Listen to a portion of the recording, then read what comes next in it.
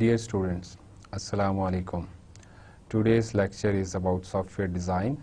Before we start the different concepts of software design, we recap the previous lecture. And in previous lecture, we discussed about project risk management. We started with the basic concepts, that what is the risk, and we said that it is like uncertain event that is that has some negativity associated with it.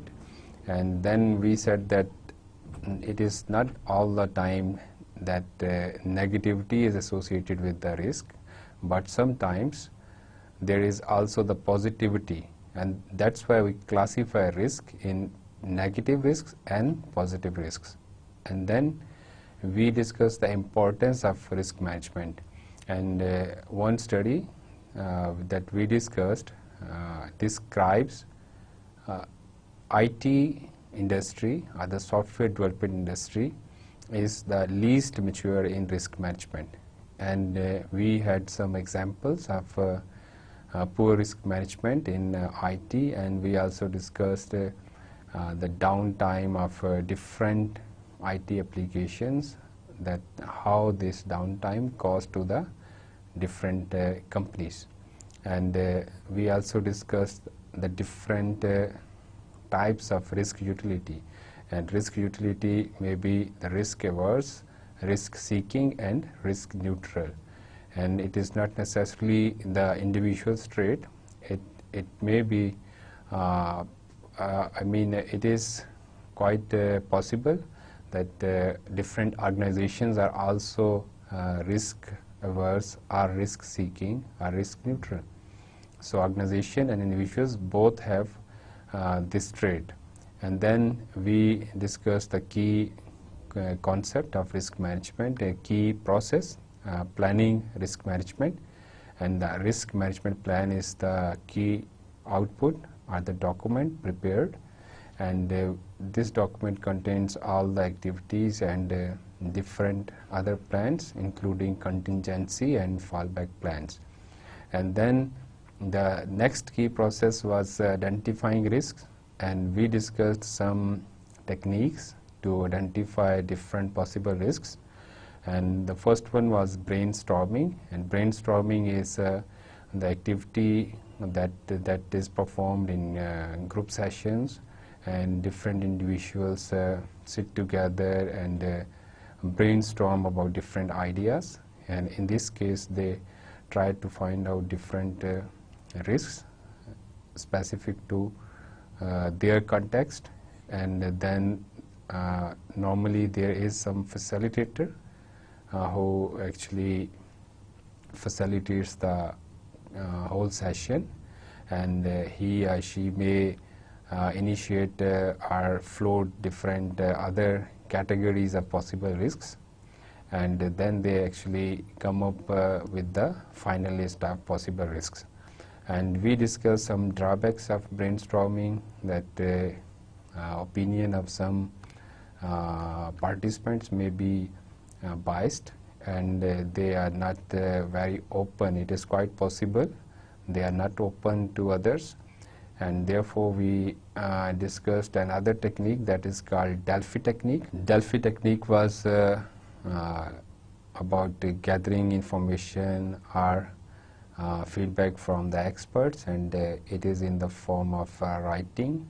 Experts are requested to provide feedback, and in this case experts are requested to give the list of potential risks, and then someone consolidates the feedback from all the experts, and then they again send that feedback to the experts who are involved in the activity, and they again review, either they agree or disagree from that with that list. So this is also a good technique to identify the possible risks.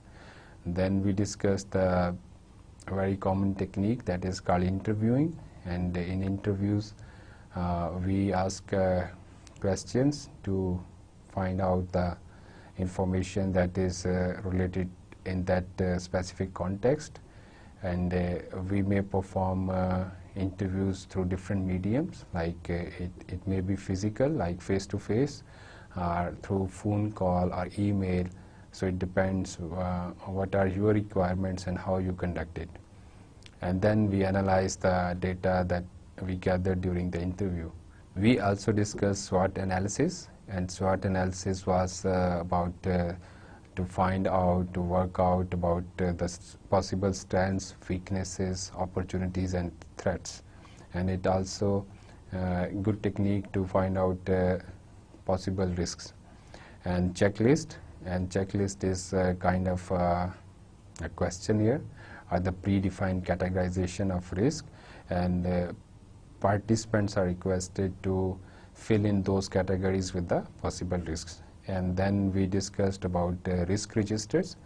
Risk registers are documents that contains basic information, all the necessary information related to risks, that include risk identification number, their title, their description, and who will be the responsible, and so on.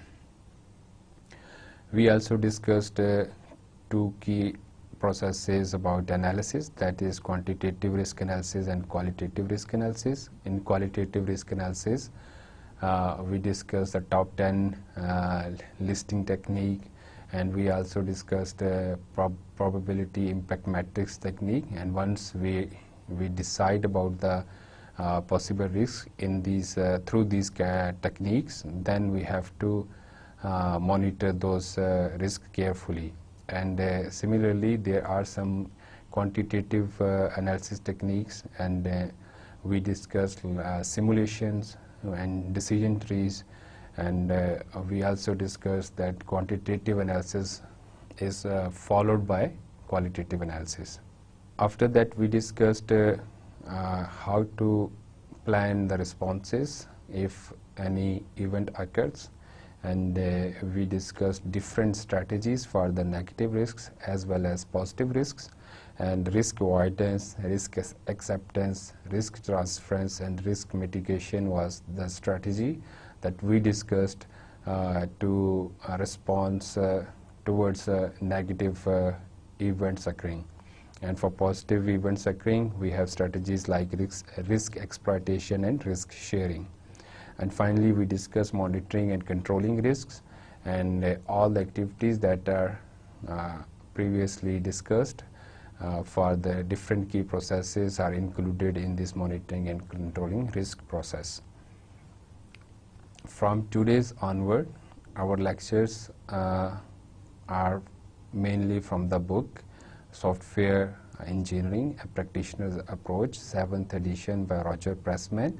So from this lecture onwards, we are going to cover software design concepts, and today's lecture is based on chapter 8 of the same book, Software Engineering, A Practitioner's Approach, and we will discuss different basic concepts to refresh our knowledge about software design.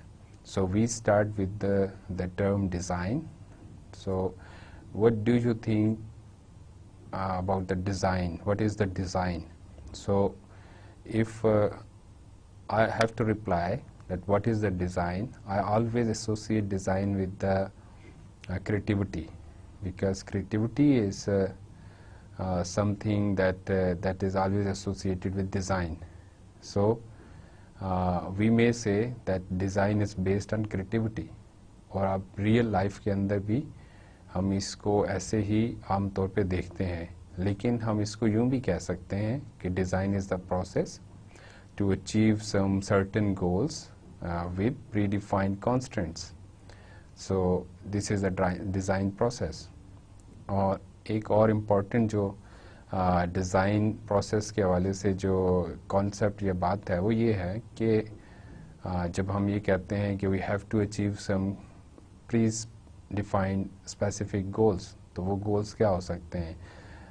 That would be soft जो stakeholder requirements हैं वो होंगी, और कोई उससे related business needs होंगी, और उसके साथ साथ टेक्निकल कंसिडरेशंस होंगी जब हम सॉफ्टवेयर डिज़ाइन की बात करते हैं आम तौर पे। तो स्टेक होल्डर रिक्वायरमेंट्स जो है वो इम्प्लिसिट भी हो सकती हैं और एक्सप्लिसिट भी हो सकती हैं, और इसको हम आगे चल के देखते हैं। और बिजनेस नीड्स के जिस ऑर्गेनाइजेशन के लिए सॉफ्टवेयर डिज़ाइन किया जा रहा है उसका कोई अपना बिजनेस प्रोसेस होगा, उसके कोई अपने प्रोसेसेस होंगे जिनको आपने फुलफिल या सेटिस्फाई करना है और उनके साथ सिंक करना है अपने सिस्टम को। और डेफिनेटली जब आप सिस्टम डिज़ाइन करते हैं तो जो हार्डवेयर और सॉफ्टवेयर टेक्निकल स्पेसिफिकेशन होगी उसको भी आपने कंसीडर करना होगा। सिमिलरली वी में से software design is the representation of software or the model of the software that includes software architecture, different components, data structures and interfaces। और इस सब का मतलब क्या है कि you have to define different modules or components in a proper way, in an organized manner, कि उसके अंदर डेटा स्ट्रक्चर्स की जो रिक्वायरमेंट है, जो डिफरेंट टाइप का जो डेटा है, जो रिक्वायरमेंट्स हैं उसको भी फुलफिल करना है, और उसके आपस में जो कंपोनेंट्स की कनेक्टिविटी है उसको भी देखना है, और यूज़र के साथ उसकी इंटरेक्शन है उसको भी देखना है। तो सॉफ्टवेयर डिज़ाइन जो है that is the model of the software, और इसको आगे हम डिटेल में डिस्कस करते हैं। If we talk about the goal of design, what is the main purpose, what is the main objective of design? तो एक डेफिनेशन जो कि आप स्लाइड पे देख सकते हैं, it is quite good to understand the goal of design, although it is about the civil engineering or about the building architecture, but still relevant to the software and how we just look it. Definition ये है कि well designed buildings were those which exhibited firmness, commodity and delight. अब ये building के context में बात हुई है। अगर हम इसी को सॉफ्टवेयर के ऊपर अप्लाई करें तो सॉफ्टवेयर जो डिज़ाइन होगा वो भी फर्मनेस, कमोडिटी और डिलाइट को जो है उसके अंदर नज़र आनी चाहिए। What does firmness mean? Firmness mean कि आपका जो सॉफ्टवेयर है, what does firmness mean? It means कि जो आपका सॉफ्टवेयर है जो आप डिज़ाइन करने जा रहे हैं that must B bugs free, error free, उसमें कम से कम एरर होने चाहिए, उसमें यू हैव टू ट्राई कि कोई एरर ना हो। और हमने पहले भी देखा पिछले लेक्चर्स के अंदर कि जो defect earlier stages of product development जो फाइंड आउट होता है, जिसको ट्रेस कर लिया जाता है, उसकी कॉस्ट कम होती है as compare to those bugs that are found in the later stage। तो अगर स्पेशली जब डिप्लॉयमेंट के बाद, तो अगर रिक्वायरमेंट फेज के ऊपर आप किसी अनडिफाइंड या एम्बिगुअस जो रिक्वायरमेंट है उसको प्रॉपरली स्पेसिफाई करते हैं, that is kind of bug और एरर जिसने आगे ट्रैवल करना है, तो वहाँ पे उसको फिक्स्ड करने की कॉस्ट जो है दैट इज़ $1। और अगर वो आफ्टर डिप्लॉयमेंट आप उसको फिक्स करेंगे then it would cost about $100। तो ये डेफिनेटली 100 टाइम्स कॉस्ट बढ़ गई। तो फर्मनेस होनी चाहिए।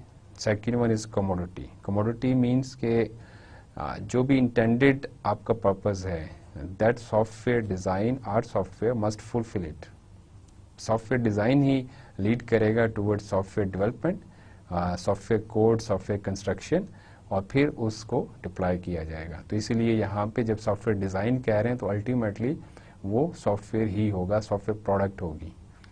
और डिलाइट मीन के that must be pleasurable for the users. When users interact with that software they must feel satisfied. तो अगर वो सेटिस्फाइड नहीं फील करते तो क्वाइट पॉसिबल कि वो उसको अडॉप्ट ना करें और उसको उस तरह से यूज़ ना करें।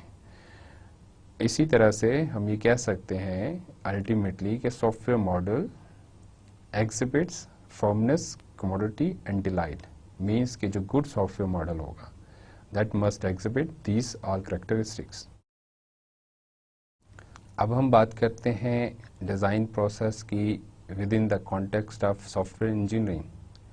और design activity is the quite technical activity. We may say this process is a technical kernel of software engineering. और ये आखिरी मॉडलिंग एक्टिविटी है, that is after requirements engineering phase. और इसके अंदर जो है आपने सब सॉफ्टवेयर को मॉडल करना है जैसे अभी हमने बात की, और इसकी बेस के ऊपर कोडिंग होनी है और इम्प्लीमेंटेशन होनी है. और जब हम इसको डिज़ाइन करते हैं, so it must be independent of any process model.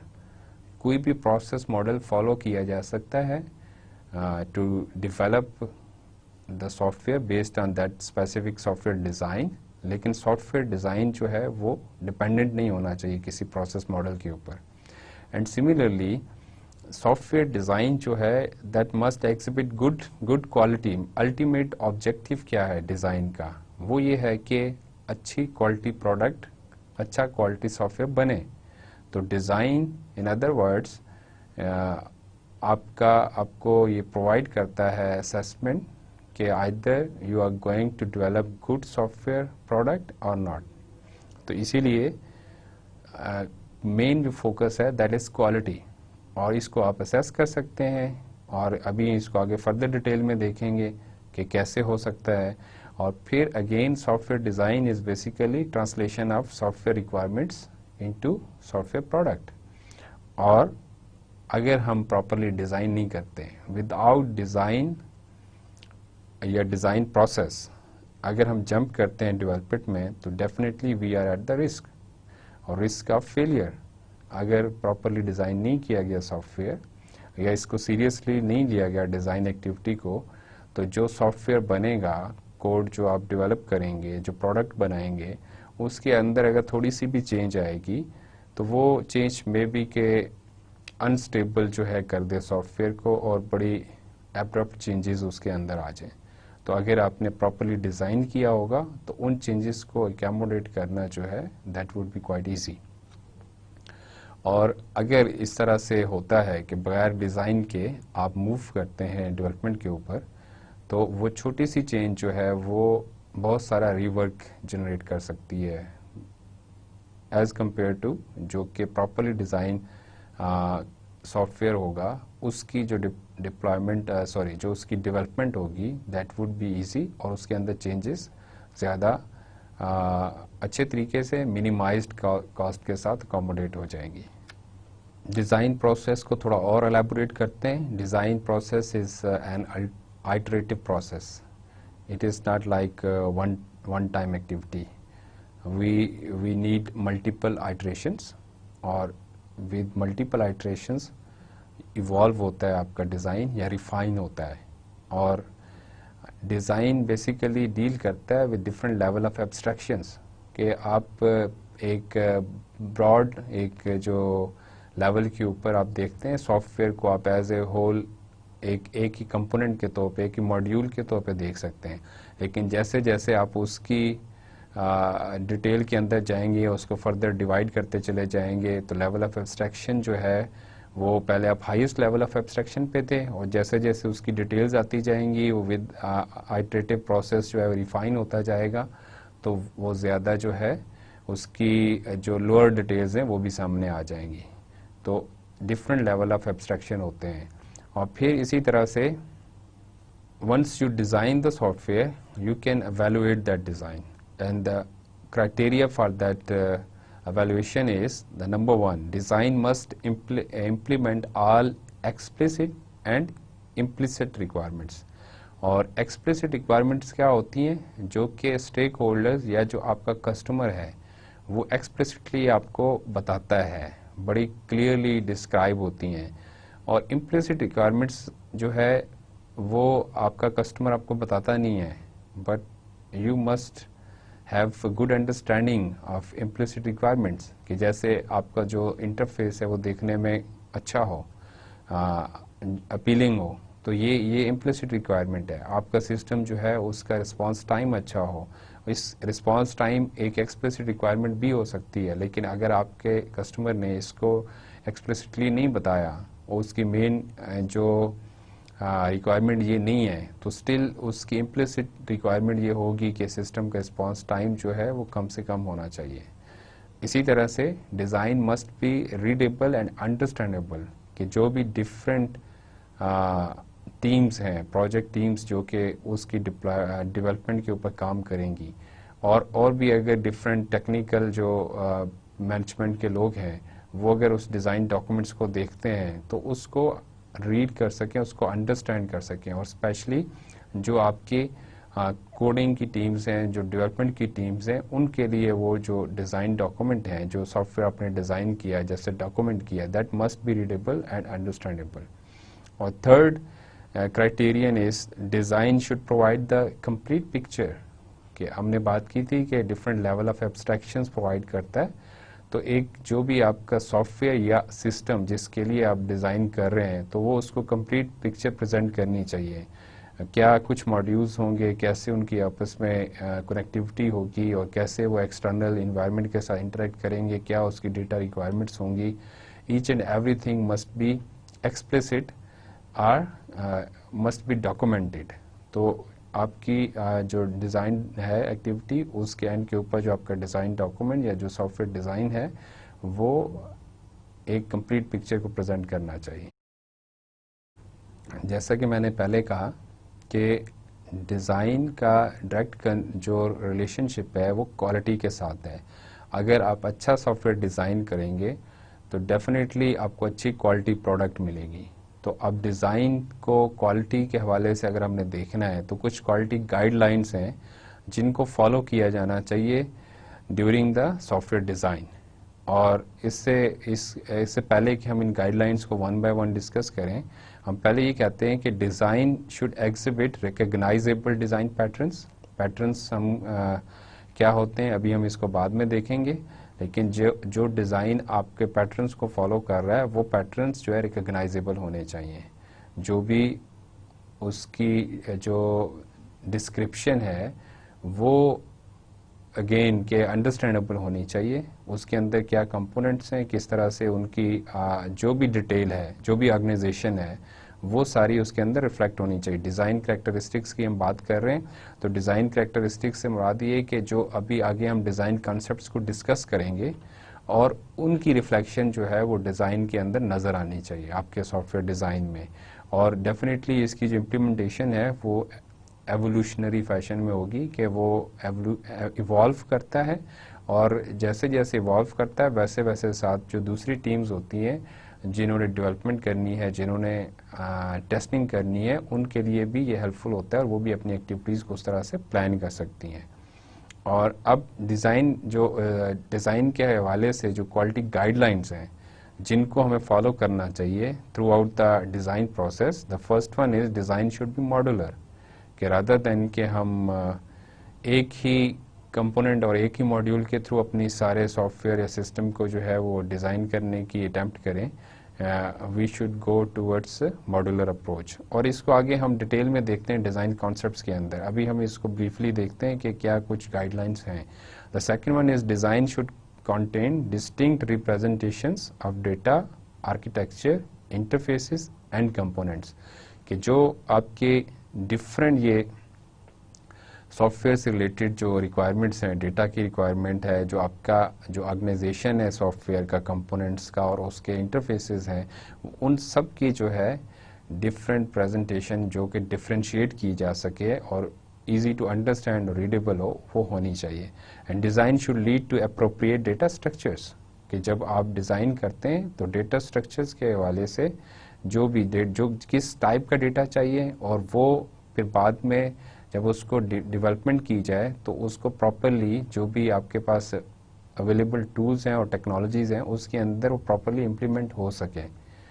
और फिर उसके बाद design should lead to independent components, और अगेन के जो कंपोनेंट्स आप एक चीज़ है कि आप उसको मॉड्यूलर अप्रोच के थ्रू मॉड्यूल्स में कंपोनेंट्स में डिवाइड करें, और फिर दूसरा ये है कि वो कंपोनेंट्स जो है वो इंडिपेंडेंट होने चाहिए।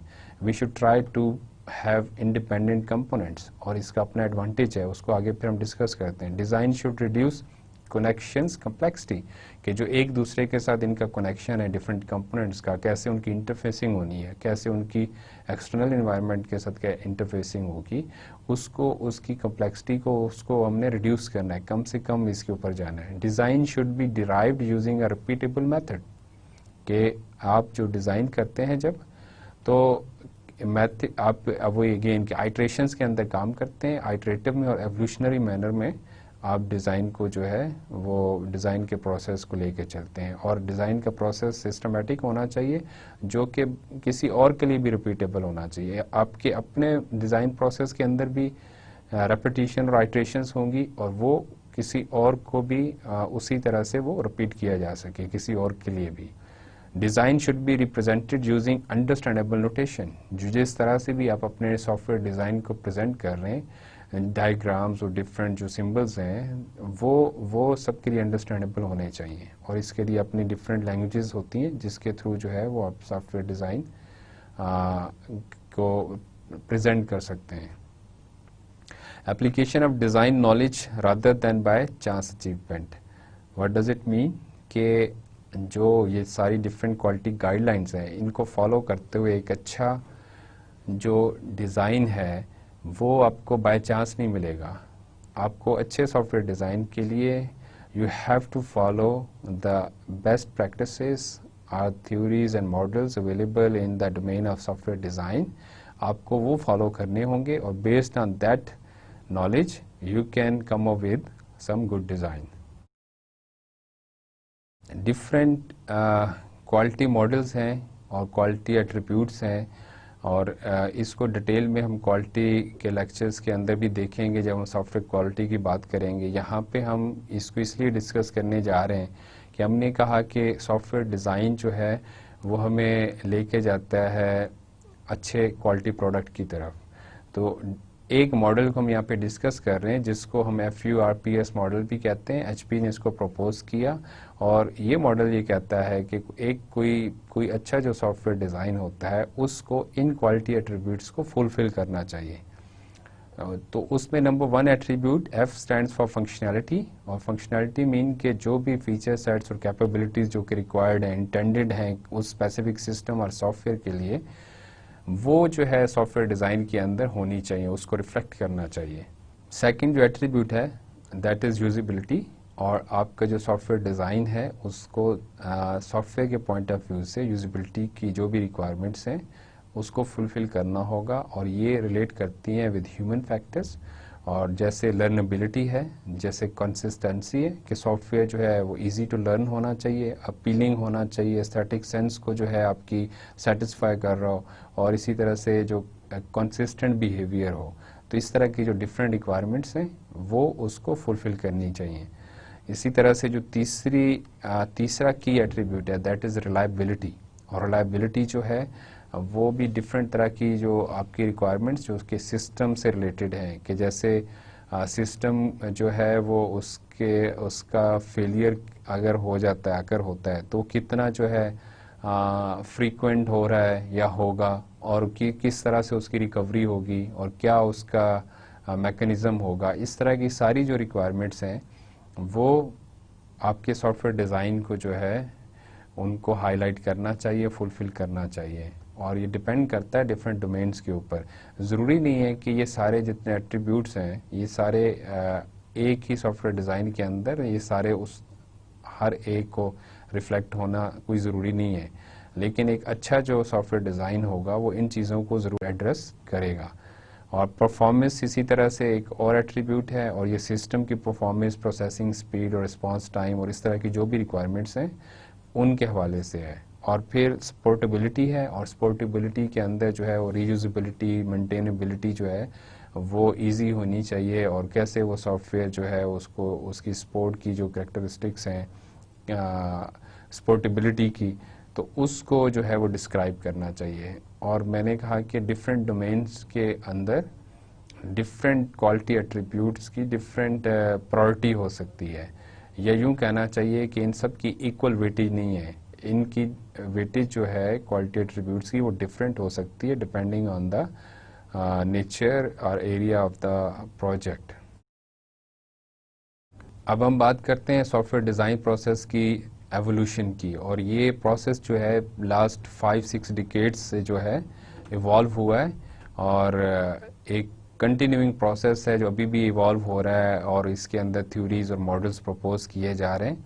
और ये स्टार्ट हुआ विद टॉप डाउन अप्रोच कि सिस्टम को जो है एज ए होल देखा जाए, और फिर उसको उसके लिए मॉडलिंग की जाए, और फिर इसको थोड़ा सा जब स्ट्रक्चर प्रोग्रामिंग आई और उसको प्रोसीजर्स के पॉइंट ऑफ व्यू से देखा गया, प्रोसीजरल एस्पेक्ट्स को जो है वो डिस्कस किया गया और कंसीडर किया गया, और डिफरेंट लैंग्वेजेस ने जो है वो प्रोसीजरल पैराडाइम जो था सॉफ्टवेयर डेवलपमेंट का उसको सपोर्ट किया, and then we move towards object oriented approach या ऑब्जेक्ट ओरिएंटेड पैराडाइम, और फिर उसके अंदर जो है सॉफ्टवेयर डिज़ाइन जब किया गया तो ऑब्जेक्ट की जो एनोलॉजी है रियल लाइफ की उसको लिया गया, और उसके अंदर we tried to incorporate attributes as well as methods or procedures। और फिर उसके बाद अगर हम बात करें तो सॉफ्टवेयर आर्किटेक्चर्स के अंदर काम हुआ और डिज़ाइन पैटर्न्स की बात हुई, और फिर उसके बाद एक जो रिसेंट टाइम के अंदर एक और पैराडाइम इंट्रोड्यूस हुआ, that was aspect oriented approach, और इस पे भी स्टिल लोग काम कर रहे हैं, और डिफरेंट लैंग्वेजेस जो है वो प्रपोज की गई हैं कि अगर एस्पेक्ट ओरिएंटेड अप्रोच को फॉलो करते हुए एस्पेक्ट ओरिएंटेड अप्रोच को फॉलो करते हुए अगर सॉफ्टवेयर डिज़ाइन किया जाएगा तो उसको कैसे उसकी डेवलपमेंट होगी। और मॉडल ड्रिवन और टेस्ट ड्रिवन जो है डेवलपमेंट की अब बात हो रही है कि ऐसे डिज़ाइन जो है जो टेस्ट ड्रिवन होना चाहिए और मॉडल ड्रिवन होना चाहिए। तो सॉफ्टवेयर डिज़ाइन के जो प्रोसेस है ये इवॉल्व हुआ है पिछले 5-6 डिकेड्स के अंदर, और अभी स्टिल इसके अंदर बहुत सारा काम हो रहा है। अब हम बात करते हैं डिज़ाइन कॉन्सेप्ट्स की। जो पीछे मैंने कहा कि डिज़ाइन के अंदर गुड कैरेक्टरिस्टिक्स होनी चाहिए, तो वो कैरेक्टरिस्टिक्स क्या हैं, कैसे आती हैं, तो ये जो डिफरेंट डिज़ाइन कॉन्सेप्ट्स हैं इनको वन बाय वन डिस्कस करेंगे, और इसके थ्रू फिर अंडरस्टैंड करने की कोशिश करेंगे कि कैसे हम ज़्यादा अच्छा सॉफ्टवेयर डिज़ाइन कर सकते हैं। अगर हम यहाँ पे कोटेशन को देखें जो कि क्वाइट इंटरेस्टिंग है, the beginning of wisdom for a software engineer is to recognize the difference between getting a program to work and getting it right। तो इसके अंदर अगेन मैसेज जो है वो क्वालिटी से रिलेटेड है कि जो आप जब डिज़ाइन करते हैं सिस्टम को, सॉफ्टवेयर को, तो that must perform the right things. तो जस्ट उसका ये काफ़ी नहीं है कि वो बस फंक्शनलिटी परफॉर्म कर रहा है, लेकिन उसको अप्रोप्रिएट वे के अंदर ज़्यादा अच्छे तरीके से एक्यूरेटली वो करे, ये ज़्यादा इम्पॉर्टेंट है। तो ये जो डिफरेंट डिज़ाइन कॉन्सेप्ट्स हम डिस्कस करने जा रहे हैं ये हमें हेल्प आउट करते हैं to set criteria for partitioning, कि हमने कैसे वो मॉड्यूल्स में डिवाइड करना है, कैसे उसके अंदर जो है सॉफ्टवेयर जब डिज़ाइन करेंगे उसकी ऑर्गेनाइजेशन क्या होगी, क्या कंपोनेंट्स होंगे, और फिर ये हमें हेल्प आउट करता है to separate the data structure details from conceptual representation. क्या डेटा से रिलेटेड हमारी रिक्वायरमेंट्स हैं और उसको कैसे सेपरेट किया जा सकता है जो कंसेप्चुअल हमारी रिप्रेजेंटेशन है, और फिर ये हमें हेल्प आउट करता है और गाइड करता है टूवर्ड्स द क्वालिटी क्राइटेरिया। तो ये डिफरेंट कॉन्सेप्ट्स हैं, इनको हम देखते हैं, और ये जो कॉन्सेप्ट्स अब डिस्कस करेंगे ये इंडिपेंडेंट हैं और वी में से के फॉलो हो सकते हैं दोनों तरह की अप्रोचेस में या पैराडाइम्स में, स्ट्रक्चर के अंदर, प्रोसीजर के अंदर भी और ऑब्जेक्ट ओरिएंटेड के अंदर भी, और इसको अब हम डिस्कस करते हैं वन बाय वन। जो पहला डिज़ाइन कॉन्सेप्ट है दैट इज़ एब्स्ट्रैक्शन। और एब्स्ट्रैक्शन हमने बात की स्टार्ट में भी कि डिज़ाइन जो है वो different level of abstractions provide करता है। तो जब हम मॉड्यूलर सॉल्यूशन की बात करते हैं तो मॉड्यूलर सॉल्यूशन यही है कि आप एक बड़े मॉड्यूल से सॉफ्टवेयर को एक मॉड्यूल कंसीडर करते हुए और फर्दर उसकी डिकम्पोजिशन करें और फर्दर उसको सब कंपोनेंट्स में डिवाइड करें। तो ये जो अप्रोच है ये हमें एब्स्ट्रैक्शन देती है, और डिफरेंट लेवल्स के ऊपर डिफरेंट लेवल ऑफ एब्स्ट्रैक्शन होता है। और फिर इसको हम ये भी कह सकते हैं कि problem oriented technology coupled with implementation oriented technology. What does it mean कि हम जो एक टर्म यूज़ की जाती है डिवाइड एंड कंकर, उसको आगे भी एक और कॉन्सेप्ट में भी देखेंगे जब मॉड्यूलरेशन की बात करेंगे, मॉड्यूलरिटी की बात करेंगे। तो अभी हम यहाँ पे उस मेथडोलॉजी को लेते हुए प्रॉब्लम ओरिएंटेड टेक्नोलॉजी के प्रॉब्लम को, उसके साथ साथ हम इम्प्लीमेंटेशन ओरिएंटेड की बात कर रहे हैं कि एक अगर बड़ा कंपोनेंट है उसको इम्प्लीमेंट करना वो मुश्किल काम है, लेकिन अगर हम उसको डिफरेंट लेवल ऑफ एब्स्ट्रैक्शन पे ले जाएं, उसको सब कंपोनेंट्स में डिवाइड करके और फिर उसकी इम्प्लीमेंटेशन की बात करेंगे तो वो ज़्यादा ईजी होगा। और इसके अंदर दो डिफरेंट तरह की एब्स्ट्रैक्शन आती है जब हम डिज़ाइन कर रहे होते हैं software. We have to consider procedural abstraction and data abstraction. और प्रोसीजरल एब्स्ट्रैक्शन क्या होती है कि आप सीक्वेंस ऑफ इंस्ट्रक्शंस जो हैं उसको कैसे जो है उसकी कैसे एब्स्ट्रैक्शन के डिफरेंट लेवल्स पे जाते हैं। जैसे सपोज एक एग्जांपल है रियल लाइफ की, वी से ओपन द डोर।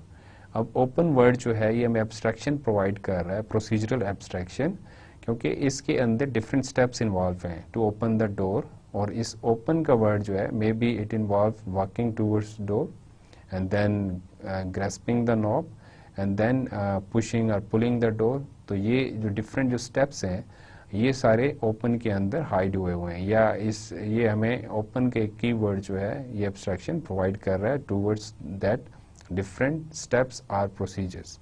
और जब डेटा एब्स्ट्रैक्शन की बात करते हैं तो data abstraction it is about the collection of data, or we may say that how to organize that data।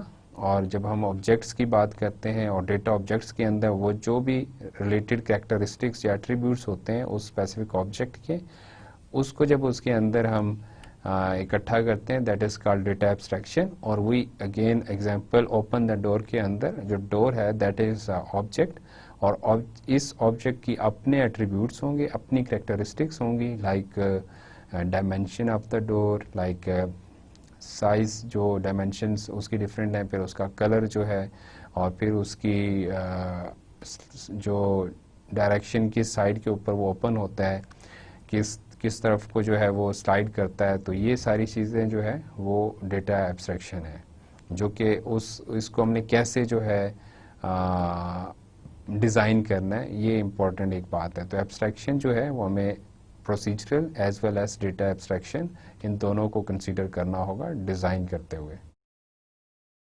N other important design concept is architecture.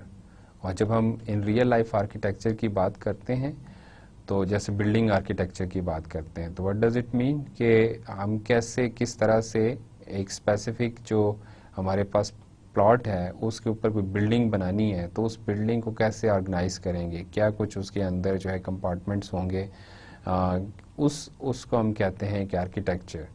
और इसी तरह से जब हम सॉफ्टवेयर की बात करते हैं तो सॉफ्टवेयर का जो ओवरऑल स्ट्रक्चर है वो सॉफ्टवेयर आर्किटेक्चर कहलाता है, और ये हमें प्रोवाइड करता है conceptual integrity of the software.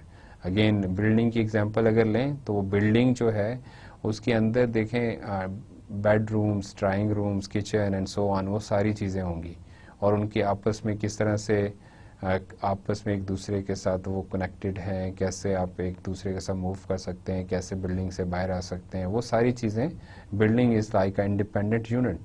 और इसी तरह से सॉफ्टवेयर जो है उसकी कंसेप्चुअल इंटेग्रिटी जो है वो हमें थ्रू सॉफ्टवेयर आर्किटेक्चर मिलती है।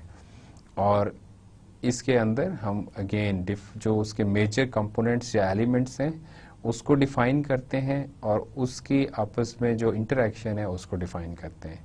और हमारे पास डिफरेंट आर्किटेक्चरल पैटर्न्स भी अवेलेबल हैं जो कि हमें हेल्प आउट करते हैं सिमिलर प्रॉब्लम्स जो कि बार बार अगर होते हैं उसके लिए कोई सॉल्यूशन प्रपोज किया गया, उसके लिए कोई आर्किटेक्चर प्रपोज किया गया है तो उसको भी हम यूज़ कर सकते हैं। अब आर्किटेक्चर जो मॉडल होगा या सॉफ्टवेयर आर्किटेक्चर होगा उसके अंदर डिफरेंट तरह के मॉडल्स हो सकते हैं, और उसमें जो फर्स्ट वन है that is structure models. Structure models are organised collection of system components. जो अभी मैंने बात की बिल्डिंग के कॉन्टेक्स्ट में, तो उसके अंदर जो डिफरेंट कंपोनेंट्स हैं वो स्ट्रक्चरल मॉडल्स को रिप्रेजेंट करते हैं। देन अगेन फ्रेमवर्क मॉडल्स, और फ्रेमवर्क मॉडल्स मीन के डिफरेंट हमारे पास जो डोमेन्स हैं, जो डिफरेंट हमारे पास एरियाज हैं उनके अंदर जो हमारी जिस तरह के सिस्टम या सॉफ्टवेयर यूज़ होते हैं उसके लिए, उस तरह की एप्लीकेशंस के लिए डिफरेंट लोगों ने फ्रेमवर्क्स प्रपोज किए हैं कि अगर उन फ्रेमवर्क को यूज़ करते हुए आप सॉफ्टवेयर जो है डिज़ाइन करेंगे या उसको फॉलो करते हुए सॉफ्टवेयर डेवलप करेंगे तो आप ज़्यादा, आपको ऑप्टिमम यूज़ मिलेगा रिसोर्सेज का और आपको ज़्यादा अच्छी सॉफ्टवेयर क्वालिटी मिलेगी, इसको यूँ भी कह सकते हैं। तो वो जो है फ्रेमवर्क मॉडल्स कहलाते हैं। इसी तरह से डायनामिक मॉडल्स होते हैं, और डायनामिक मॉडल्स जो है आपकी जो सिस्टम की जो बिहेवियरल एस्पेक्ट्स हैं, कैसे वो इंटरेक्ट करेगा अपने कंपोनेंट्स के साथ और दूसरे एक्सटर्नल इन्वायरमेंट के साथ, दूसरे सिस्टम्स के साथ, तो वो जो है डायनामिक्स मॉडल्स का पार्ट बनते हैं। इसी तरह से प्रोसेस मॉडल्स होते हैं, और प्रोसेस मॉडल्स जो आपके बिजनेस प्रोसेस होता है, जो बिजनेस लॉजिक को कैसे आपने डेवलप करना है, उसको कैसे प्रेजेंट करना है, या आपके जो टेक्निकल प्रोसेसेस हैं वो प्रोसेस मॉडल्स के थ्रू रिप्रेजेंट किए जाते हैं। और फिर उसके बाद फंक्शनल मॉडल्स होते हैं, जिसके अंदर आप सिस्टम की फंक्शनैलिटी के हवाले से उसकी जो हायरार्की होती है उसको डिज़ाइन कर सकते हैं। आर्किटेक्चरल डिस्क्रिप्शन लैंग्वेजेस होती हैं, जैसे मैं आपको बताऊं कि architectural analysis and design language है, AADL कहते हैं इसे, C2, डार्विन, ये डिफरेंट जो है आर्किटेक्चरल लैंग्वेजेस हैं जिनके थ्रू आप सॉफ्टवेयर आर्किटेक्चर को जो है वो डिफाइन कर सकते हैं और डॉक्यूमेंट कर सकते हैं। अब हम बात करते हैं पैटर्न्स की, और ये टर्म हमने पहले भी एक दो दफ़ा अपने लेक्चर में यूज़ की। इसको यहाँ पे ये एक डिज़ाइन कॉन्सेप्ट भी है और बहुत इम्पॉर्टेंट डिज़ाइन कॉन्सेप्ट है, तो इसको हम अंडरस्टैंड करने की कोशिश करते हैं। तो पहले इसकी अगर आप डेफिनेशन देखें, pattern is a named nugget of insight which conveys the essence of the proven solution to a recurring problem within a certain context amidst competing concerns। तो इस डेफिनेशन को देखते हुए आप अंडरस्टैंड कर सकते हैं कि ये एक इस तरह की चीज़ है, एक इस तरह का सलूशन है जो कि अगर एक प्रॉब्लम बार बार अकर होता है और उसके लिए आपने एक सलूशन जो है वो डिवाइस कर लिया है, उस तरह के कॉन्टेक्स्ट के अंदर अगर आप उस तरह का सलूशन दोबारा अप्लाई करते हैं तो आप उस प्रॉब्लम को सॉल्व कर लेंगे। और इसी तरह से ये दूसरी डेफिनेशन देखें, design structure that solves a particular problem with in a specific context. तो अब उम्मीद है कि आपको ये अंडरस्टैंड हो गया होगा कि व्हाट डज पैटर्न मीन, कि पैटर्न जो है एक सलूशन है, एक मॉडल सलूशन है जो कि किसी स्पेसिफिक प्रॉब्लम और स्पेसिफिक कॉन्टेक्स्ट के अंदर रीयूज़ हो सकता है। तो अगर आप कोई एक प्रॉब्लम है, स्पेसिफिक कोई प्रॉब्लम है, उसके अंदर जो है आपने सॉल्यूशन प्रपोज करना है, तो रादर देन कि आप कोई नया सॉल्यूशन ट्राई करें, रादर देन कि आप हिट एंड ट्रायल के ऊपर जाएं, तो जो पहले से ऑलरेडी जो ट्राई हो चुका है सॉल्यूशन और बार बार ट्रायल हुआ है, वो सॉल्यूशन आप जो है उसी को अडॉप्ट करें। और ये हमें हेल्प आउट करते हैं पैटर्न्स, कि जब हम पैटर्न को अडॉप्ट करते हैं डिज़ाइन के अंदर कि हमें ये पैटर्न जो है ये इसको फॉलो करना है, तो पहले ये देखना होगा कि either it is applicable to the current work or not, कि जो अगेन कि क्या उसी तरह का प्रॉब्लम है, उसी तरह का कॉन्टेक्स्ट है, तो फिर हम वो पैटर्न जो है उसको फॉलो कर सकते हैं। Secondly, either it can be reused और नॉट, कि उसको उस कॉन्टेक्स्ट में हम यूज़ कर सकते हैं दोबारा उसके बाद भी या नहीं कर सकते। और फिर either it is helpful to develop more similar patterns or not, कि अब वो पैटर्न अगर हम ले लें और उसी तरह का पैटर्न बनाएं फॉर डिफरेंट फंक्शनैलिटी, मतलब अपेरेंटली उसी तरह का पैटर्न होगा लेकिन डिफरेंट फंक्शनैलिटी होगी, तो क्या उस पैटर्न को एक्सटेंड किया जा सकता है, रीयूज़ किया जा सकता है, फर्दर डेवलपमेंट हो सकती है या नहीं हो सकती। पैटर्न्स जो हैं वो आर्किटेक्चरल पैटर्न्स भी होते हैं और डिज़ाइन पैटर्न्स भी होते हैं, और इसकी डिफरेंट एग्जांपल्स जो है आप देख सकते हैं। अगर मैं आर्किटेक्चरल पैटर्न की बात करूं तो जब अगर वेब एप्लीकेशन आप बना रहे हैं, वेब एप्लीकेशन के लिए आपने डिज़ाइन करना है, तो अब एक पैटर्न जो है क्लाइंट सर्वर आर्किटेक्चर, ये आर्किटेक्चरल पैटर्न है, इसको 2 टियर पैटर्न भी कहते हैं। तो ये लोगों ने पहले इसको कई दफ़ा यूज़ किया है और ये एक कॉमन सॉल्यूशन है और फिजिबल सॉल्यूशन है।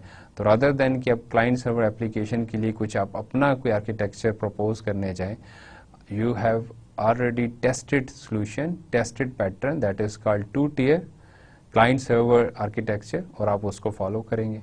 तो इसी तरह से डिफरेंट डिज़ाइन पैटर्न भी हैं, आप उनको भी फॉलो कर सकते हैं। अब जो एक और इम्पॉर्टेंट डिज़ाइन कॉन्सेप्ट है, that is separation of concerns. और इसका क्या मतलब है, क्या मीनिंग है? जब हमने बात की कि हम मॉड्यूलर अप्रोच की तरफ आते हैं और मल्टीपल कंपोनेंट्स या मॉड्यूल्स के अंदर हमने सॉफ्टवेयर को जो है या अपने जो सिस्टम है जब डिज़ाइन करने जा रहे हैं उसको डिवाइड करते हैं, तो वो हमें ज़्यादा हेल्पफुल होता है उसको डिज़ाइन करना, क्योंकि जब हम प्रॉब्लम को सब प्रॉब्लम में डिवाइड करते हैं तो उसको ज़्यादा जल्दी सॉल्व कर सकते हैं और डेफिनेटली ये ज़्यादा एफिशिएंट वे है। और अब जब हम कंसर्न की बात करते हैं तो कंसर्न बेसिकली जो भी फीचर्स हमने आइडेंटिफाई किए हैं या डिफाइन किए हैं या सिस्टम से रिलेटेड जो बिहेवियर है उसको हम कंसर्न भी कहते हैं।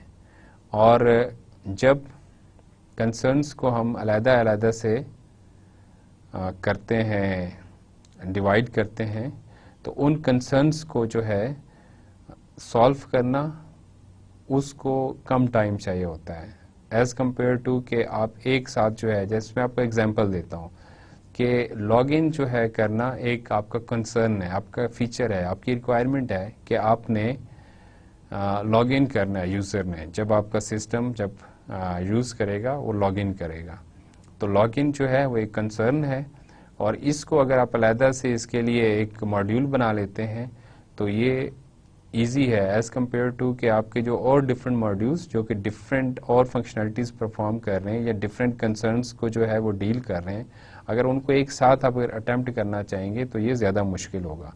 तो इसीलिए इसके अंदर ये एफिशिएंट एक सोल्यूशन की तरफ आप जाते हैं। और अगेन प्रॉब्लम सोल्यूशन की हम बात करते हैं कि if you have two problems और डिफरेंट उनके लेवल ऑफ कम्प्लेक्सिटीज़ हैं, हम अज्यूम करते हैं, हमने परसीव किया है कि उन दोनों की डिफरेंट कम्प्लेक्सिटी है, तो अगर आप उनको अलग-अलग से सॉल्व करेंगे तो कम टाइम में सॉल्व कर लेंगे एज़ कम्पेयर टू कि आप उन दोनों को कंबाइन करें और कंबाइन जो प्रॉब्लम है उसको सॉल्व करने के लिए अटेम्प्ट करें। तो हो सकता है कि जो उनकी इंडिविजुअल कम्प्लेक्सिटी है वो जब दोनों कंबाइन होंगे तो वो इंडिविजुअल कम्प्लेक्सिटी से भी, उनके सम से भी ज़्यादा बढ़ जाए कम्प्लेक्सिटी। तो ये एक इम्पॉर्टेंट कॉन्सेप्ट है कि you have to have separation of concerns. और इससे ये सेपरेशन ऑफ कंसर्न्स जो है वो अकेले में नहीं हो सकती। जो और आगे हम डिज़ाइन कॉन्सेप्ट्स डिस्कस करने जा रहे हैं, जैसे मॉड्यूलरिटी है, तो मॉड्यूलरिटी जो है वो हमें ये फैसिलिटी प्रोवाइड करती है कि हम अपने सॉफ्टवेयर को डिफरेंट मॉड्यूल्स में डिवाइड करें। वो सेपरेशन ऑफ कंसर्न में हमें हेल्प आउट करती है। उन डिफरेंट कंसेप्ट्स के बगैर जो है ये नहीं हो सकता। अब मॉड्यूलरिटी का जो कॉन्सेप्ट है it is also quite important, और इसको अगर देखें ऐसे भी डिफाइन किया गया है कि it is the single attribute of software that allows a program to be intellectually manageable. अगर मॉड्यूलरिटी ना होती, अगर आप चीज़ों को डिवाइड ना कर सकते डिफरेंट मॉड्यूल्स और कंपोनेंट्स में या सॉफ्टवेयर को, तो आप उसको मैनेज करना इंटेलेक्चुअली जो है वो मुश्किल होता। तो एक आज जैसे आजकल के कॉन्टेक्स्ट में देखें, सॉफ्टवेयर इंडस्ट्री जो है वो बहुत ह्यूज है और सॉफ्टवेयर के एप्लीकेशंस जो हैं वो हर डोमेन के अंदर हैं। तो वो जो एप्लीकेशंस हैं वो they are quite complex in their nature. तो अगर मॉड्यूलरिटी के बगैर आप डिज़ाइन करेंगे और डेवलप करेंगे तो डेफिनेटली वो नियर टू इम्पॉसिबल होगा आपके उसको प्रॉपर्ली मैनेज कर पाए। तो ये आपको हेल्प आउट करती है modularity in separation of concerns. और इसके अंदर जो डिफरेंट सॉफ्टवेयर कंपोनेंट्स हैं उनको नॉर्मली मॉड्यूल्स कहते हैं, लेकिन ये डिफरेंट टर्म्स यूज़ कर सकते हैं। और मोनोलिथिक सॉफ्टवेयर वो होता है जो कि सिंगल मॉड्यूल वाला हो। अगर आपको एक ही मॉड्यूल में सारा कुछ इम्प्लीमेंट करने को कहा जाए या डिज़ाइन करने को कहा जाए तो डेफिनेटली उसकी कम्प्लेक्सिटी जो है वो बहुत ज़्यादा होगी। और वी नीड बैलेंस्ड अप्रोच, कि हमने कब तक जो है इसको डिवाइड करते चले जाना है इन डिफरेंट मॉड्यूल्स, इसको हमें देखना होगा। और इसको आगे हम चल के देखेंगे कि इससे क्या फ़र्क पड़ता है, कि अगर हम एक सर्टेन लेवल से आगे डिवाइड करेंगे मॉड्यूल्स के अंदर तो हमारी एफर्ट जो है बाद में वो बढ़ जाएगी। इस स्लाइड के ऊपर देखें और ये बात आपको ज़्यादा अच्छी अंडरस्टैंडिंग हो जाएगी कि किस तरह से जो है कॉस्ट या एफर्ट जो है वो एक सर्टेन लेवल के ऊपर जाके जब हम एक लेवल से ज़्यादा मॉड्यूल्स जो है वो डिफाइन करते हैं तो फिर कैसे कॉस्ट बढ़ती है। इसके एक्स एक्सिस के ऊपर नंबर ऑफ मॉड्यूल्स हैं और वाई एक्सिस के ऊपर इसकी कॉस्ट या एफर्ट है to develop the software based on that modular approach, जो डिज़ाइन किया है उसकी बेस पे जो डेवलपमेंट होगी। ये फिगर जो है वो सॉफ्टवेयर इंजीनियरिंग की बुक जो है प्रेसमैन की, उसके 7th एडिशन के पेज नंबर 226 से ली गई है और वहाँ पे और ज़्यादा डिटेल आप इसके बारे में पढ़ सकते हैं। और इसमें देखें कि एक आपके पास बाउल शेप जो है वो फिगर बन रही है और इसमें एक सर्टेन जो है एक रीजन है। अगर आप इस फिगर के ऊपर देखें तो इस रीजन के अंदर यहाँ पे एक सर्टेन लेवल के ऊपर जाके आपकी कॉस्ट जो है वो बढ़ना शुरू हो जाती है। तो ये जो रीजन है विच इज़ कॉल्ड एम, ये रीजन ऑफ मिनिमम कॉस्ट है। तो आपने इस रीजन के अंदर रहना है। व्हाट डज इट मीन कि जब आप मॉड्यूल्स को फर्दर सब डिवाइड करते चले जाते हैं तो एक लेवल के ऊपर जाके वो मॉड्यूल्स को डेवलप करने की जो कॉस्ट है वो बड़ी, या एफर्ट जो है वो बड़ी नेग्लिजिबल है। लेकिन जब इतने ज़्यादा मॉड्यूल्स हो जाएंगे और उनको आपस में आप उनकी इंटरफेसिंग करेंगे, वो एक दूसरे के साथ कम्युनिकेट करेंगे, तो डेफिनेटली जैसे जैसे नंबर ऑफ मॉड्यूल्स बढ़ते चले जाएंगे उनके दरमियान कनेक्टिविटी जो है उसकी कॉस्ट भी बढ़ती चली जाएगी। या यूँ कहना चाहिए कि जो कम्प्लेक्सिटी है और उनकी आपस में जब कनेक्टिविटी होगी तो वो उसको कम्प्लेक्सिटी को बढ़ाएंगे। तो इसीलिए इसके अंदर एक सब्जेक्टिव या यूँ कहा जाना चाहिए कि एक एक्सपर्ट जजमेंट रिक्वायर्ड होती है कि आपने किस लेवल के ऊपर जाके फर्दर डिवीजन या फर्दर मॉड्यूल्स नहीं बनाने। इंफॉर्मेशन हाइडिंग एक और इम्पॉर्टेंट डिज़ाइन कॉन्सेप्ट है और इसका जो बेसिक थीम है वो ये है कि जो भी इंफॉर्मेशन एक स्पेसिफिक मॉड्यूल के अंदर है that should not be accessible to other modules, कि इंफॉर्मेशन को आपने हाइड करना है। और हाइड करने से क्या होगा कि अननेसेसरी जो इंटरप्शन है दूसरे मॉड्यूल्स की या जो दूसरे मॉड्यूल्स की अननेसेसरी एक्सेस है वो स्टॉप हो जाएगी। तो डेफिनेटली आपके एरर्स जो हैं वो कम हो जाएंगे और ज़्यादा अच्छा सॉफ्टवेयर प्रोडक्ट या क्वालिटी प्रोडक्ट बनेगी। और इसके अंदर आप देखें कि जो इंडिपेंडेंट मॉड्यूल्स होते हैं, ठीक है, वो हमें लेके जाते हैं इफेक्टिव मॉड्यूलरिटी की तरफ। अगर इंडिपेंडेंट मॉड्यूल्स नहीं हैं, अगर वो उनकी इंफॉर्मेशन प्रॉपर्ली हाइड नहीं हुई है तो एक दूसरे के साथ कभी कभार इंटरेक्शन मॉड्यूल्स की ज़रूरी भी होती है कि वो दूसरे के डेटा को एक्सेस करें, लेकिन नॉर्मली ऐसा नहीं होता, हर केस के अंदर ऐसा नहीं होता। तो अननेसेसरी एक्सेस जो है वो किसी भी एक मॉड्यूल से दूसरे मॉड्यूल को नहीं होना चाहिए। तो जब वो इंडिपेंडेंट होंगे, उनकी इंफॉर्मेशन हाइडिंग होगी तो उसके थ्रू जो है हमें इफेक्टिव मॉड्यूलरिटी मिलेगी। और फिर अगेन एब्स्ट्रैक्शन वर्सेस हाइडिंग की बात यहाँ पे करना ज़रूरी है। एब्स्ट्रैक्शन जो है वो आपको वो जो डिफरेंट प्रोसीजरल डिटेल्स हैं वो हम उसको रिप्रेजेंट करते हैं थ्रू एब्स्ट्रैक्शन या उसके थ्रू डिस्क्राइब करते हैं, जबकि हाइडिंग जो स्पेसिफिक जो ऑब्जेक्ट आपके हैं, जो डेटा है, उसको कैसे विद इन अ मॉड्यूल जो है वो आपने कंटेन करना है, ये उससे रिलेटेड है।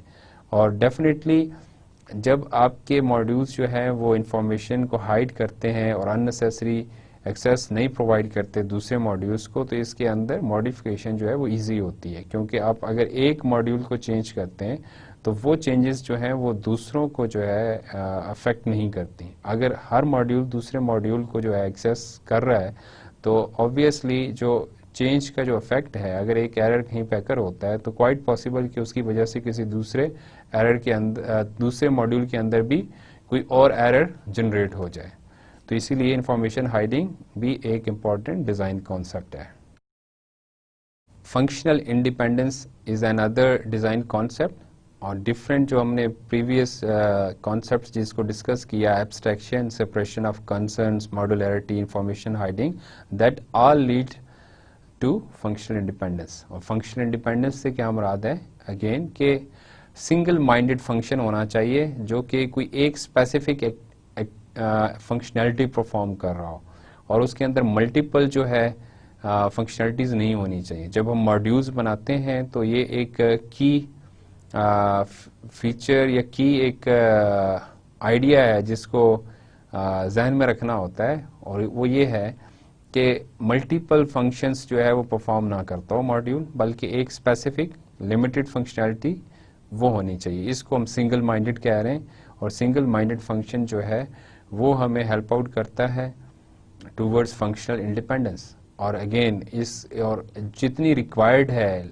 इंटरेक्शन विद अदर मॉड्यूल्स सिर्फ वही होनी चाहिए। Unnecessary interaction with other modules should be avoided. और फिर अगेन ये हमें हेल्प आउट करता है कहाँ पे, मेंटेनेबिलिटी में। अगर फंक्शनली इंडिपेंडेंस होगी मॉड्यूल की तो वो एरर जो है वो प्रोपोगेट नहीं होगा दूसरे मॉड्यूल्स में, और उसको मॉडिफाई करना, उसको रेक्टिफाई करना, that would B quite easy.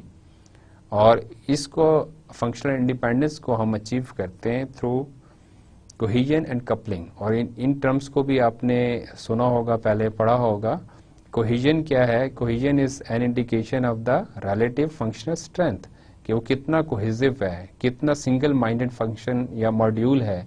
और कपलिंग क्या होती है? Coupling is indication of the relative interdependence between modules, के एक मॉड्यूल की दूसरे मॉड्यूल के साथ किस तरह की इंटरफेसिंग है, कितनी इंटरडिपेंडेंसी है, उस चीज़ को कपलिंग कहते हैं। तो अब इसका लॉजिकल जो एक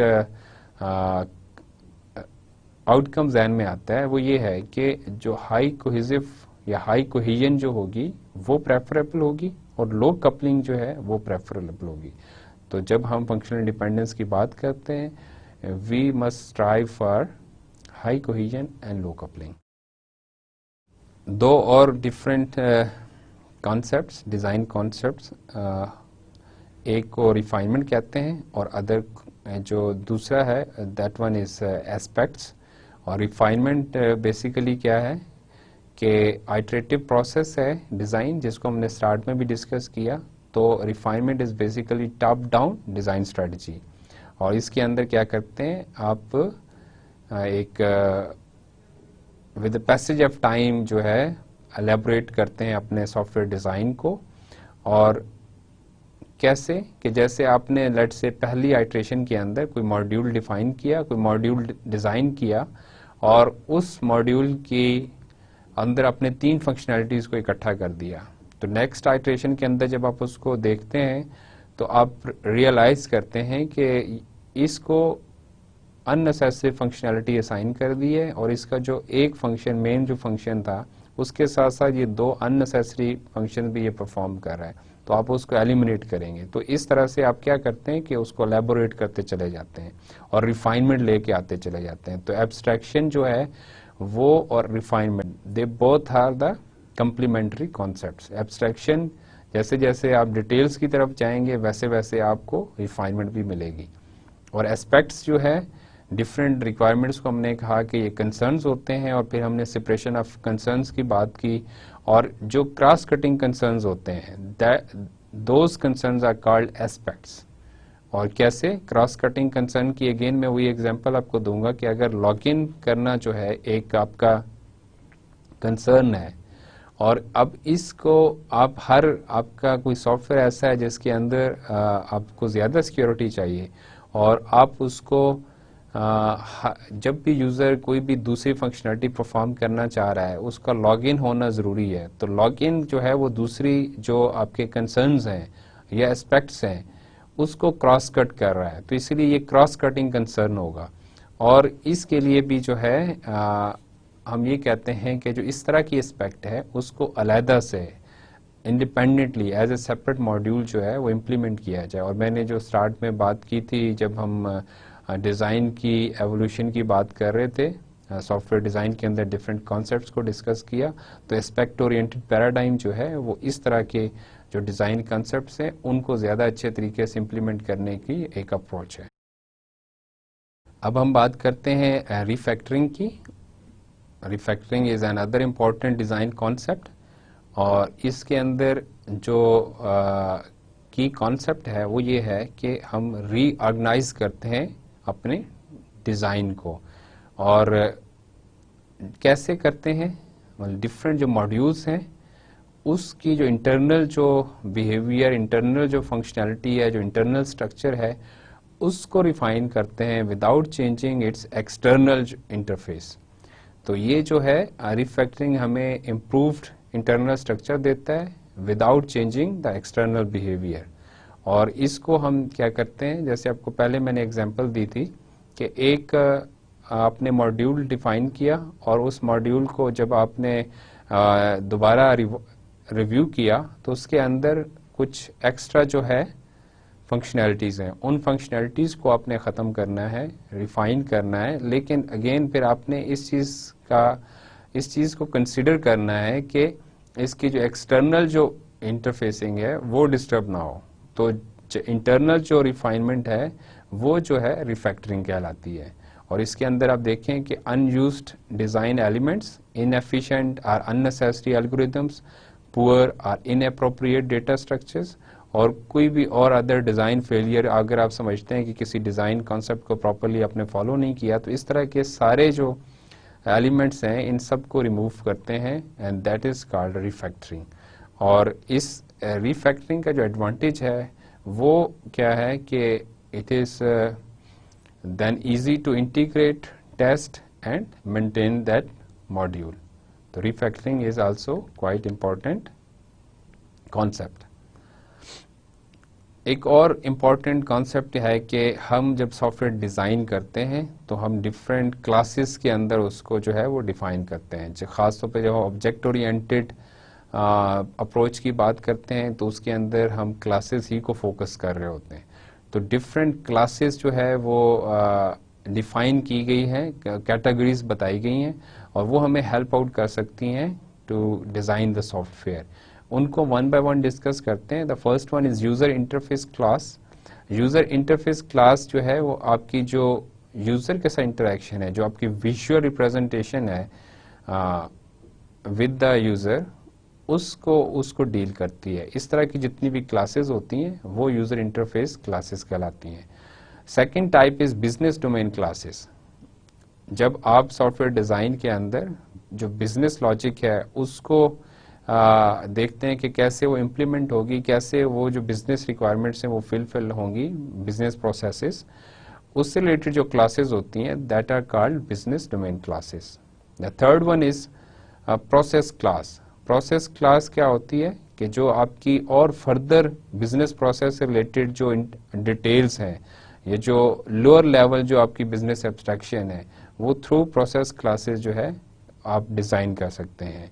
इसी तरह से जो परसिस्टेंट क्लासेस होती हैं वो आपकी डेटा स्टोरेज से रिलेटेड होती हैं। आपको जो डेटा सेव करना होता है और फिर बाद में रीयूज़ करना होता है, उसको कैसे आप डिज़ाइन करेंगे, उसके लिए क्या क्लासेस रिक्वायर्ड होंगी, वो परसिस्टेंट क्लास के कैटेगरी में आती हैं। सिमिलरली सिस्टम क्लास के सिस्टम की जो मैनेजमेंट है, सिस्टम की जो इंटरफेसिंग है दूसरे सिस्टम्स के साथ और एक्सटर्नल इन्वायरमेंट के साथ, वो उस तरह की जितनी भी सारी क्लासेस हैं वो सिस्टम क्लासेस के अंदर कंसीडर होती हैं। तो ये डिफरेंट क्लासेस हैं, क्लासेस टाइप्स हैं, मॉडल्स ऑफ क्लासेस हैं, और इनको हम कंसीडर कर सकते हैं जब हम सॉफ्टवेयर डिज़ाइन कर रहे हों। Now we talk about well formed class, कि अगर एक वेल फॉर्म्ड क्लास है, एक प्रॉपरली डिज़ाइन क्लास है, तो उसकी क्या कैरेक्टरिस्टिक्स होनी चाहिए। तो उसके अंदर सबसे पहली जो बात है that is class must be complete and sufficient. कि वेल फॉर्म जो क्लास होगी उसके अंदर कंप्लीट इनकैप्सुलेशन होगी attributes and the relevant methods. वो क्लास जिस भी एंटिटी को जो है रिप्रेजेंट कर रही है उससे रिलेटेड जितने भी एट्रीब्यूट्स हैं और उससे रिलेटेड जितने भी मेथड्स हैं वो सारे जो है उसके अंदर नज़र आने चाहिए और इनकैप्सुलेट होने चाहिए। That is called complete and sufficient class. The second characteristic is primitiveness. What does it mean कि आपकी क्लास को जो है वो, जैसे हमने सिंगल माइंडेड फंक्शनलिटी की बात की, तो आपकी क्लास जो है वो किसी एक स्पेसिफिक सर्विस के ऊपर फोकस्ड करनी चाहिए और आपके जो मेथड्स हैं उस सर्विस को फुलफिल कर रहे हो. और ये रिक्वायरमेंट भी जो है, ये फीचर जो है बेसिकली ये भी इम्पॉर्टेंट है कि अगर आपकी एक क्लास मल्टीपल सर्विसेज के को सर्व कर रही होगी तो फिर उसके अंदर ज़्यादा प्रॉब्लम्स आएंगे. और फिर अगेन कि क्लास जो है वो उसके अंदर हाई कोहेजन होनी चाहिए. सिंगल माइंडेडनेस और स्मॉल सेट ऑफ रिस्पॉन्सिबिलिटीज, तो जितनी कोहेसिव होगी क्लास उतनी वो इंडिपेंडेंट होगी और ये ज़्यादा अच्छी अप्रोच है टूवर्ड्स सॉफ्टवेयर डिज़ाइन. और fourth one is low coupling, कि हमें एक मिनिमम लेवल जो कि रिक्वायर्ड है उस लेवल के ऊपर अदर क्लासेस के साथ कोलैबोरेशन होनी चाहिए. अननेसेसरी कोलैबोरेशन या अननेसेसरी कम्युनिकेशन नहीं होनी चाहिए विद अदर क्लासेस. तो अगर हम ये चाहते हैं कि वेल फॉर्म्ड क्लास हो तो well formed class must be complete and sufficient. It must contain primitiveness and high cohesion and low coupling. आज के लेक्चर को हम समराइज करते हैं. आज के लेक्चर में हमने सॉफ्टवेयर डिज़ाइन से रिलेटेड बेसिक कॉन्सेप्ट्स को डिस्कस किया. सबसे पहले हमने डिस्कस किया कि डिज़ाइन क्या है और हमने कहा कि to achieve specific objective with some predefined constants, इसके थ्रू जो आप डिज़ाइन करते हैं, जो प्रोसेस है आप वो उसको इस तरह से आप डिफ़ाइन कर सकते हैं. और फिर हमने कहा कि गोल क्या है डिज़ाइन का, और डिज़ाइन को हमने रिलेट किया क्वालिटी के साथ. और फिर हमने डिज़ाइन को देखा सॉफ्टवेयर इंजीनियरिंग के कॉन्टेक्स्ट में और हमने कहा कि ये आखिरी मॉडलिंग एक्टिविटी है और इसके बाद फिर जो है वो डेवलपमेंट होती है, कोड की जो एक्चुअल सॉफ्टवेयर की इम्प्लीमेंटेशन होती है वो फेज़ होता है. और जो सॉफ्टवेयर डिज़ाइन है वो हमें हेल्प आउट करता है और एक्टिविटीज़ जो कि टेस्टिंग की होती हैं और डेवलपमेंट की होती हैं उनके अंदर. और फिर हमने डिज़ाइन के प्रोसेस की बात की कि डिज़ाइन का प्रोसेस क्या है, कैसे जो है इसके अंदर क्या इसके इम्पॉर्टेंट जो है कैरेक्टरिस्टिक्स हैं. उसमें हमने बात की क्वालिटी गाइडलाइंस की और क्वालिटी गाइडलाइंस को हमने वन बाय वन देखा और उसको फिर फर्दर डिटेल में हमने डिस्कस किया जब डिज़ाइन के डिफरेंट कॉन्सेप्ट्स को देखा. और हमने क्वालिटी एट्रीब्यूट्स की बात की और डिफरेंट क्वालिटी एट्रीब्यूट्स के जैसे फंक्शनैलिटी को, यूजिबिलिटी को, परफॉर्मेंस को, रिलायबिलिटी को, कि इन सारी जो डिफरेंट जो क्वालिटी एट्रीब्यूट्स या कैरेक्टरिस्टिक्स हैं इनको फुलफिल करना चाहिए सॉफ्टवेयर डिज़ाइन को. Then we discussed about the overall design process, software design process, how it evolve in last 5 or 6 decades. और डिफरेंट जो पैराडाइम्स आए कि स्ट्रक्चरल पैराडाइम था या प्रोसीजरल पैराडाइम्स था और उसके अंदर we tried to divide our software into procedures. और फिर ऑब्जेक्ट ओरिएंटेड अप्रोच और पैराडाइम आया और उसके अंदर हमने सॉफ्टवेयर को जो है ऑब्जेक्ट्स, रियल लाइफ के ऑब्जेक्ट्स की तरह डिज़ाइन करने की अटेम्प्ट की कोशिश की और अभी भी स्टिल इसको बहुत ज़्यादा फॉलो किया जा रहा है. और फिर हमने एस्पेक्ट ओरिएंटेड की बात की और इसी तरह से हमने मॉडल ड्रिवन और टेस्ट ड्रिवन जो है डेवलपमेंट की बात की, सॉफ्टवेयर डिज़ाइन की बात की. फिर हमने डिज़ाइन कॉन्सेप्ट्स डिफरेंट डिस्कस किए. उसके अंदर हमने कहा कि एब्स्ट्रैक्शन जो है एक इम्पॉर्टेंट डिज़ाइन कॉन्सेप्ट है. लेवल ऑफ डिटेल्स जो है वो चेंज होती चली जाती हैं जब आप सिंगल मॉड्यूल से मल्टीपल मॉड्यूल्स की तरफ जाते हैं. जब आप उसको सब डिवाइड करते हैं तो आप उसको डिटेल्स को भी साथ साथ देखते चले जाते हैं या इनकॉर्पोरेट करते चले जाते हैं. आर्किटेक्चर की बात की और आर्किटेक्चर के अंदर हमने कहा कि किस तरह से सॉफ्टवेयर को हम कंपोनेंट्स के अंदर जो है डिवाइड कर सकते हैं या मॉड्यूल्स के अंदर डिवाइड कर सकते हैं. इसी के साथ जो एक और कंसेप्ट था मॉड्यूलरिटी का कि अगर हम एज ए होल लेंगे सॉफ्टवेयर को एज ए सिंगल मॉड्यूल तो उसकी इम्प्लीमेंटेशन जो है वो ज़्यादा मुश्किल होगी.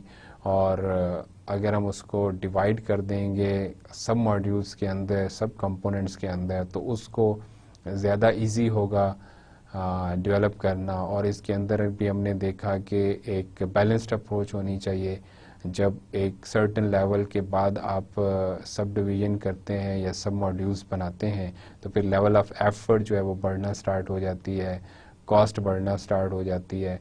तो एक सर्टेन लेवल के ऊपर जाके आपको फिर मॉडुलरिटी को स्टॉप करना होता है, अदरवाइज फिर आपकी कॉस्ट बढ़ती है। इंफॉर्मेशन हाइडिंग की बात की, और इंफॉर्मेशन हाइडिंग इसलिए ज़रूरी है कि अननेसेसरी जब एक्सेस नहीं होगी दूसरे मॉड्यूल्स को तो उसके अंदर एरर प्रोपगेशन जो है वो कम होगी और सिक्योरिटी के इश्यूज नहीं होंगे। और फिर हमने कोहेजन और कपलिंग की बात की कि कोहेजन में जब दोबारा बोल रहा हूँ, फिर हमने कोहेजन और कपलिंग की बात की, और कोहेजन जो है वो सिंगल माइंडेड अप्रोच की तरफ लेके जाती है, और इंफॉर्मेशन हाइडिंग को भी हमने कहा कि थ्रू कोहेजन और कपलिंग जो है वो हम एड्रेस करते हैं। तो हाई कोहेजन रिक्वायर्ड है, और इसी तरह से जो कपलिंग है वो उस जो डिफरेंट मॉड्यूल्स की कनेक्टिविटी है, जो इंटरफेसिंग है, वो उससे डील करती है। तो लो कपलिंग जो है वो हमें रिक्वायर्ड है। फिर आखिर में हमने क्लास की बात की कि वेल फॉर्म्ड क्लास जो है वो जो है कंप्लीट होनी चाहिए, और उसके अंदर जो है प्रिमिटिवनेस होनी चाहिए, और हाई कोहेजन और लो कपलिंग होनी चाहिए। अगले लेक्चर तक के लिए अल्लाह हाफिज़।